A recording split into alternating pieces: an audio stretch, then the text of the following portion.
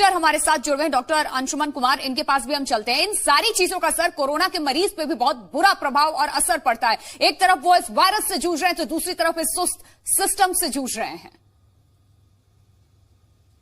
आपने बिल्कुल सही कहा। जिस तरह से जो स्थिति दिख रही है, मनोबल टूटता हुआ दिखता है और कोरोना मरीज से कोरोना से लड़के निकल रहे हैं, उनमें बहुत बड़ा कंट्रीब्यूशन उनके रिकवरी में उनका मनोबल, विल पावर एक इंसान स्वयं पे रखता है। लेकिन ऐसी अधर की हालत, आज जो ऑक्सीजन की क्राइसिस देख रहे हैं, ऐसा है जैसे एयरक्राफ्ट, हवाई जहाज हवा में हो और पायलट अनाउंस कर दे कि मेरा पेट्रोल खत्म हो गया है, अब कुछ भी हो सकता है। एग्जैक्टली यही हालत कर दी है। तो गवर्नेंस का काम क्या होता है? प्रिडिक्ट करना, प्रिज्यूम करना, पहले से आशंका के तहत सारे तैयार। 1 साल हो गया, कोरोना वायरस नया वायरस नहीं है। 1 साल में क्या तैयारी हुई, ऑक्सीजन की व्यवस्था क्या हुई। और बेड का मतलब ये नहीं होता बिस्तर लगा देना, बेड का मतलब होता सारे इंतजाम, monitor, oxygen, doctor, paramedical staff और smooth running of the system. इसको कहते हैं बेड, अस्पताल के लैंग्वेज में। जी, इसकी कमी है, इसमें कहीं कोई दो बात नहीं। बिल्कुल बिल्कुल सर, और इस कमी से हम 2-4 हो रहे हैं और आए दिन न जाने कितनी लोगों की सांसें थम रही है, क्योंकि एक तरफ वो फाइट कर रहे हैं इस कोरोना जैसे घातक वायरस से, तो दूसरी तरफ इस सिस्टम से भी वो फाइट कर रहे हैं। और उनके जहन में ये भी डर है साथ ही साथ कि कहीं उनकी सांसें ना थम जाए, क्योंकि हमारे पास तो ऑक्सीजन नहीं है, जो दवाइयां चाहिए वो उपलब्ध नहीं हो पा रही हैं वक्त पे। सरकारें कह रही हैं हम काम कर रहे हैं, हमें वक्त दे दो, हमें वक्त दे दो, लेकिन ये वायरस हमें वक्त नहीं देता, ये हमारी जिंदगी कभी भी खत्म कर देता है। सरफराज भी हमारे साथ कोलकाता से जुड़ चुके हैं। मुंबई की भी हालत बहुत अच्छी नहीं हुए, मरीजों को सेवा करते हुए उन्होंने अपने आप खुद को कोरोना से पीड़ित किया। हमें इतना दुख होता, हमारा अपना कोलीग नहीं रहा। डॉक्टर अंशुमन हमारे साथ जुड़े हुए हैं, उनका भी हम रुख करते हैं, क्योंकि अस्पतालों में जो स्थिति आप समझ रहे हैं, जहां एक कोरोना पेशेंट से आपको दूरी बना के रहनी है, वहां डॉक्टर्स अपनी जान को हथेली पे लेकर के पेशेंट की सेवा कर रहे हैं, वो उन्हें ट्रीटमेंट दे रहे हैं, क्योंकि उनके अलावा और कोई उन्हें ठीक नहीं कर सकता। लेकिन डॉक्टर अंशुमन, आप लोग जिस तरीके से खुद काम कर रहे हैं, आपके कई सारे कोलीग्स भी यहां कोरोना से संक्रमित हो जा रहे हैं। हमने तस्वीरें भी देखी थी, खबरें भी कई सामने आई कि डॉक्टर होते हुए भी खुद के अस्पताल में एक डॉक्टर को बेड नहीं मिल पा रहा है। सर, आज ऐसी स्थिति के लिए आप क्या कहना चाहेंगे? देखिए, महामारी का संकट है, लेकिन सिस्टम पे तो सवाल खड़े हो रहे हैं ना। अगर थोड़ा भी दुरुस्त होते, या 20 दिन का वक्त अभी गुजर गया, इस 20 दिन में भी हम कहां हैं सर? प्रिया, आपने जो बात उठाई बहुत अहम बात है कि अभी तीन दिन, महीने और पूरा साल निकल गया। अब ये नोवल कोरोना वायरस नहीं है, आपको पूरे साल की तैयारी का मौका मिला, number 1। Number 2, ABC of medical science, एक MBBS छात्र जब होता है उसको क्या सिखाया जाता मालूम है? Airway, breathing, circulation. मतलब इमरजेंसी में कोई भी मरीज तुम्हारे पास आए तो उसका एयरवे सिक्योर करो, सांस ले पाए मतलब ऑक्सीजन दो, और सर्कुलेशन मतलब उसके ब्लड घूमते रहे। आज बताओ, ABC of health system paralyse हो गया, जो बेसिस है मेडिकल साइंस का। कौन जिम्मेवार है? डॉक्टर वहां ड्यूटी कर रहा है, इन्फेक्ट हो रहा है, उसको बेड नहीं है। और जब हम बेड की बात करते हैं प्रिया, तो होता है पब्लिक हेल्थ सेक्टर, मतलब सरकारी बिस्तर हमारे पास कितने तैयार हैं। आप पिछले साल भी प्राइवेट का सपोर्ट लिया, इस साल भी प्राइवेट के सपोर्ट पे जीवित हो। सरकारी संस्थान कहां चले गए सारे? उसके बाद अब प्राइवेट सपोर्ट कर रहा है तो ऑक्सीजन प्रोवाइड नहीं कर पा रहे हो। और इसका रोना बिल्कुल नहीं है। देखो, मैं हर समय कहता हूं, good governance versus God governance. God governance क्या होगा? राम भरोसे हिंदू होटल। बिल्कुल सर, किसी चीज का रोना नहीं है, लेकिन जो हमारा हक है उसकी आवाज हम उठाएंगे, क्योंकि आप सुस्त पड़े हुए हैं, आपके कानों तक की आवाज नहीं पहुंच रही है चीख पुकार की। अभी बत्रा हॉस्पिटल में भी एक डॉक्टर ने दम तोड़ दिया सर, जिनकी बाइट अभी हमने सुनाई भी है, उनकी आंखों से भी आंसू निकल रहे, लेकिन ऐसे सिचुएशन में भी आपको ट्रीटमेंट देना, यही प्राथमिकता है जिस ABC की आप बात कर रहे हैं। जी, और उसमें मुहैया कराना सिस्टम जो आजकल चल रहा है, एक सिस्टम कौन होता है? लेजिस्लेचर मतलब चुने हुए नेता, एग्जीक्यूटिव मतलब IAS IPS officer, and judiciary. Her bar judiciary को क्यों आना पड़ता है सामने बोलने के लिए ये काम करो? आपके directive principle of the state संविधान में लिखा हुआ है कि चुने हुए सरकार का क्या काम है, आपको करना पड़ेगा, ये आपकी रिस्पॉन्सिबिलिटी है, आप इससे भाग नहीं सकते हैं। ये कह के उसने नहीं किया, तो जब सरकार में आ रहे थे तो आपको पता नहीं था केंद्र के पास क्या है, राज्य के पास क्या है? बिल्कुल, सिस्टम को कोलैप्स कर दिया। और ये टिप ऑफ आइसबर्ग है दिल्ली। पूरे देश का सोचिएगा तो सोचिए क्या बृहद स्थिति बन चुकी है। और दिल्ली की सबसे बुरी और भयावह स्थिति है इस वक्त। दिल्ली की तस्वीरें हमारे सहयोगी पहुंचा रहे हैं, अभिषेक का फिर रुख कर लेंगे। अभिषेक, न जाने फोन कॉल्स कितने सारे आपको भी सामने आते होंगे और तस्वीर भी हम देख पा रहे हैं।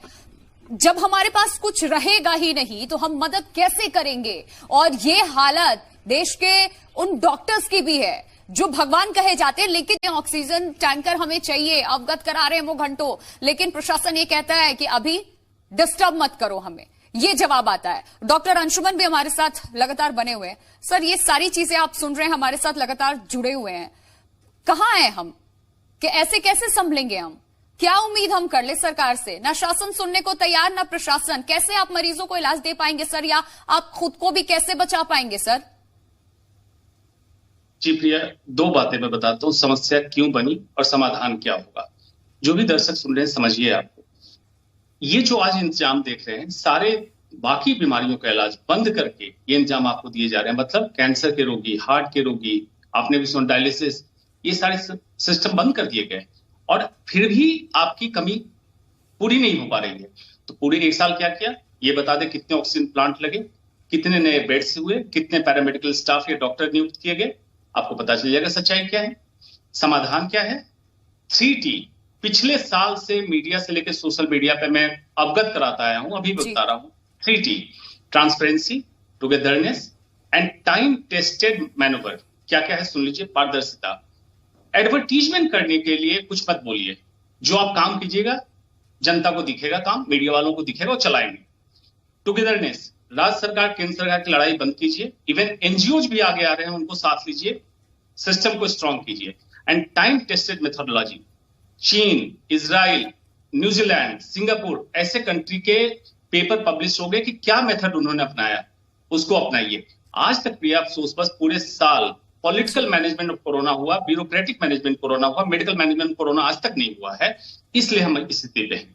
आज भी बत्रा अस्पताल है सर, कल तो किसी और अस्पताल की बारी आएगी। जी जी जी, बिल्कुल यही होगा। जब पूरे स्टेट में ऑक्सीजन सप्लाई की कमी नहीं है, क्या एक साल में ऑक्सीजन प्लांट हम नहीं बिठा सकते थे? एक लगाया ना सर, वो भी अधूरा, और मांग लिया 1 महीने का मोहलत दीजिए, हम आगे लगा लेंगे। लॉकडाउन क्रिया 3 पर्पस के लिए किए जाते हैं। लॉकडाउन पिछले साल इतना लंबा चला, इस बार भी दिल्ली में लॉकडाउन है। मिटिगेशन मतलब संक्रमण का अल्पीकरण, प्रिपेयर्डनेस मतलब तैयारी, oxygen, bed, ventilator, staff, doctors का इंतजाम। एंड थर्ड, टेस्टिंग बढ़ा दीजिए। अफसोस बस इंडिया में क्या होता है, जब कोरोना केसेस बढ़ते हैं तो टेस्टिंग कम कर दिए जाते हैं। मतलब अनऑफिशियली कह दिया जाता है टेस्ट कम करो, टेस्ट ना करो या रिपोर्ट डिले दो, और संक्रमण बढ़ जाएगा। तो किस चीज के लिए लॉकडाउन लगाते हैं, मुझे समझ नहीं आता क्या तैयारी करते हैं इस लॉकडाउन में। ये बिल्कुल सही कहा आपने, क्योंकि वक्त हमें पहले भी मिला था, लेकिन उन वक्त पे तो हमें नेतागिरी करने से फुर्सत ही नहीं आई थी, राजनीति करने से फुर्सत ही नहीं मिली थी। किसी ने सोचा ही नहीं पार्टी से ऊपर आकर के इस देश के बारे में, राज्य के बारे में अगर आपने सोच लिया होता तो आज ऐसी बदतर स्थिति हमारी दिल्ली की नहीं होती, जिसे देख करके हर कोई रो रहा है इस वक्त अहमदाबाद से हमारे। तो आप इस व्हाट्सएप ग्रुप पे कर सकते थे, जो कल ही बनाया गया, ऑक्सीजन सप्लाईज कहां पर है, ये सारे इन्फॉर्मेशन दिए गए थे। दिल्ली सरकार के अधिकारियों और अस्पतालों के प्रतिनिधियों को मिलाकर के ये व्हाट्सएप ग्रुप बनाया गया था। उस पर रिस्पॉन्स इन्हें मिलता है कि अभी हमें डिस्टर्ब ना करें। बेहद शर्मनाक है ये, जिस तरीके का रिस्पांस इस आपदा के वक्त, इस इमरजेंसी के वक्त यहां पर सामने आ रहा है, उस पर यह रिस्पांस आना बेहद शर्मनाक है। इस पर तो हम कुछ टिप्पणी भी नहीं कर सकते, सिर्फ इतना कहने, आप इतना कह सकते हैं कि क्या डॉक्टर अंशुमन, इंसानियत नाम की कोई चीज नहीं रह गई है? ये अधिकारी, ये व्हाट्सएप ग्रुप को इसलिए क्रिएट किया जाता है सिर्फ दिखाने के लिए क्या? जब इस पे संपर्क करो तो ये कहा जाता है अभी हमें डिस्टर्ब ना करे। संवेदनहीनता की पराकाष्ठा हो गई है, और वैज्ञानिक तथ्य ये कोई सुनने को तैयार नहीं, चाहे मंत्री, नेता हो या आईएएस ऑफिसर हो। इनको समझ में नहीं आता किस पीड़ा से आज पूरा देश गुजर रहा है। जिनके घर में लोग संक्रमित होते हैं, पहला पैनिक उनके दिमाग में आता है कि कहां जाऊं, बिस्तर कहां मिलेगा, ऑक्सीजन अवेलेबल नहीं है, क्या होगा। मतलब पहली चीज लोग समझ लें कोरोना मींस डेथ। दर्शकों, मैं आपसे गुजारिश करता हूं, ऐसा नहीं है कोरोना मींस डेथ। आप पैनिक मत कीजिए, प्लीज अपना मनोबल ठीक रखिए। लेकिन सवालिया निशान पर सीधा है कि संविधान के तहत directive principle of the state कहता है जो आपका कर्तव्य है उसमें आप फेल हुए हैं, आपको करना पड़ेगा। अभी भी सुधर जाइए। संवेदनहीनता इतनी चरम सीमा पे नहीं होनी चाहिए आपकी, इसको सुधारना पड़ेगा। लेकिन डॉक्टर अंशुमन कोई सुन लेने को तैयार नहीं है सर। प्रशासन से अगर हमें विफलता हाथ लगती है वो सुनने को तैयार नहीं, हम शासन के पास जाते हैं, उनसे शिकायत करते हैं। लेकिन दिल्ली में तो शासन ही सो रही है सर, और उनके जो अधिकारी हैं वो ये रिस्पॉन्स कर रहे हैं कि अभी हमें डिस्टर्ब ना करें। जी बिल्कुल, देखो भैया एक एटीट्यूड बन गया है, केयरलेस एटीट्यूड बन गया है। हेल्थ को कभी प्राथमिकता दी नहीं गई। कोरोना ने कुछ खास नहीं किया है। कोरोना सिर्फ उजागर कर दिया है कि कितनी लचर व्यवस्था है यहाँ पे स्वास्थ्य सुविधाओं की, वो देख लो तुम लोग। अब पब्लिक इस पे भी नहीं जानती है, पब्लिक आज भी स्वास्थ्य को प्राथमिकता में नहीं मानती है, तो फिर करते रहो मंदिर मस्जिद की लड़ाई, करते रहो जाति धर्म की लड़ाई। ये सच्चाई है देश की कि 73 साल बाद हम कहां खड़े हैं, वो भी कैपिटल ऑफ द कंट्री में। इससे क्या उम्मीद हम कर सकते हैं कि बेसिक ऑक्सीजन नहीं है कैपिटल ऑफ द कंट्री में, मतलब पूरा हेल्थ सिस्टम वेंटिलेटर पे चला गया। मैं तो सिंपली ये कहूंगा पूरा हेल्थ सिस्टम ही वेंटिलेटर पे चला गया है और सरकारें भी कोई रिस्पांस देने को तैयार नहीं है। और जो अधिकारी हैं वो कह रहे हैं, जो इसके लिए जिम्मेदार हैं वो कह रहे हैं कि आप अभी हमें डिस्टर्ब ना करें। सर ये कितना मनोबल गिरा देगा, कितना मनोबल तोड़ देगा उन लोगों का जिनके अपने अस्पताल में भर्ती है, जिनकी सांसें कभी भी थम सकती है। एक तो ये महामारी जो लाइलाज है, वैक्सीनेशन शुरू हुआ है लेकिन अभी लोगों को, हर एक इंसान तक वैक्सीन नहीं पहुंच पाई है, कुछ एक ने सिर्फ पहली डोज ली है। लेकिन ऐसे में तो अंदर से ही लोगों को तोड़ देगा ही है। वो क्या लड़ेंगे इस कोरोना के वायरस से, क्योंकि उसके लिए आपका इम्यून सिस्टम स्ट्रांग होना, हेल्थ जो सिस्टम है आपका स्ट्रांग होना भी बहुत जरूरी है। और इसका एटमॉस्फेयर पे बहुत बड़ा असर पड़ता है सर, कि हम अंदर से कितना स्ट्रांग हो रहे हैं। ये हमारा वातावरण, हमारे आसपास की क्या चीजें हमें कितना स्ट्रांग या वीक बना रही है, बड़ा योगदान है। बिल्कुल आपने ठीक कहा। मेडिकल का शोध भी पब्लिश हो चुका है कि पॉजिटिव थिंकिंग से नेचुरल किलर सेल और जो डिफेंस सिस्टम है बॉडी का स्ट्रांग होता है। हम किसी भी तरह बीमारी, जिसमें संक्रामक बीमारी भी है, कोरोना भी है, इससे लड़ने की क्षमता अधिक होती है। लेकिन मनोबल इस तरह से तोड़ दिया, सिस्टम पे इस तरह से भरोसा उठ गया, डॉक्टरों का भरोसा उठ गया, पब्लिक का भरोसा उठ गया कि बेसिक सप्लाई नहीं मिलेगी, करोगे क्या। लेकिन एक मैं पॉजिटिव नोट बताता हूं, इस शो को जो भी देख रहे हैं मैं उनसे गुजारिश करता हूं, पैनिक ना करें। अभी भी 100 में से 80 लोग बिना किसी प्रॉब्लम के निकल जा रहे हैं, तो पैनिक ना करें। यस, व्यवस्था जरूर दुरुस्त होनी है, उसके लिए मीडिया के लोग इससे ज्यादा तो लेफ्ट एंड राइट करते कभी मैंने देखा था। जिस तरह से सरकार की मीडिया वाले लोग धज्जियां उड़ा रहे हैं, ये ठीक कर लेंगे। लेकिन दर्शकों से मैं गुजारिश करता हूं कि अपनी सुरक्षा देखें। और दूसरा सबसे इंपॉर्टेंट है, मनोबल मत टूटे।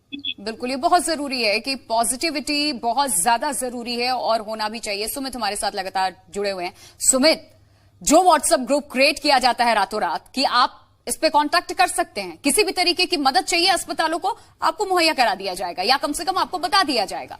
लेकिन ऐसा रिस्पॉन्स कि अभी हमें डिस्टर्ब ना करें, ये संवेदनहीनता है।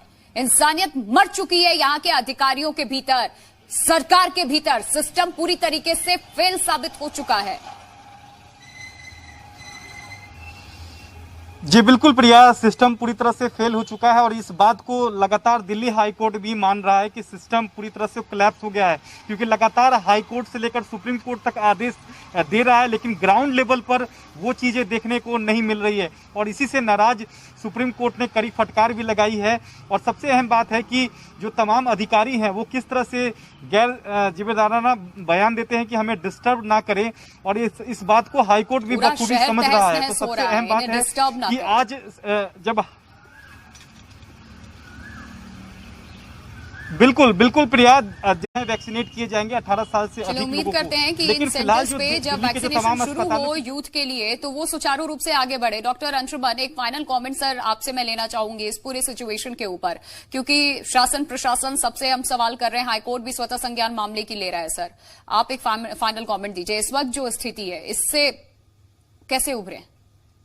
पिछले 1.25 साल से यही स्थिति है। कोरोना का जो कर्व है वुहान सिटी ने कैसे कंट्रोल किया है, जिसने भी कंट्रोल, ग्राफ से आगे चल रहे थे, हम ग्राफ से हट में पीछे चल रहे हैं। तो आपको क्या करना होगा, एक विजनरी सिस्टम में सारे लोग होते हैं। ये होता है कि वो आंक ले कि आने वाले समय में 2 महीने 5 महीने 6 महीने आगे हमें क्या क्या आवश्यकताएं आएगी, इसी को विजन कहते हैं। और उसकी तैयारी कर लें, जिसमें formula of 3T, transparency, togetherness and time tested methodology को इंप्लीमेंट कीजिए। पब्लिक सपोर्ट करती है, जो भी कहते हैं मैं नहीं मानता हूं, पब्लिक पूरी तरह सपोर्ट करती है, सारे सिस्टम को सपोर्ट किया है। इसलिए आज स्वास्थ्य सेवाएं मुहैया कराइए, स्थिति आज भी काबू में आ सकती है। बिल्कुल, स्वास्थ्य सेवाएं मुहैया करवाइए, स्थिति अभी भी काबू में कर सकते हैं। और हमारे देश के जो डॉक्टर्स हैं वो दिन रात लगातार लगे हुए हैं, लेकिन जो सेवाएं चाहिए, जो उपकरण चाहिए, वो आप उपलब्ध करा दीजिए बस। बहुत शुक्रिया आप तमाम सहयोगियों का। डॉक्टर अंशुमन, आपका भी बहुत शुक्रिया हमारे साथ जुड़ने के लिए। तो दिल्ली में इस वक्त कैसे स्थिति हमने आपको बताया है। फाइनल कमेंट के साथ मैं इस बुलेटिन को क्लोज करूंगी। जब एक व्हाट्सएप ग्रुप क्रिएट किया जाता है और बत्रा हॉस्पिटल के डॉक्टर्स वहां पे अवगत कराए जाते हैं, वो ग्रुप इसलिए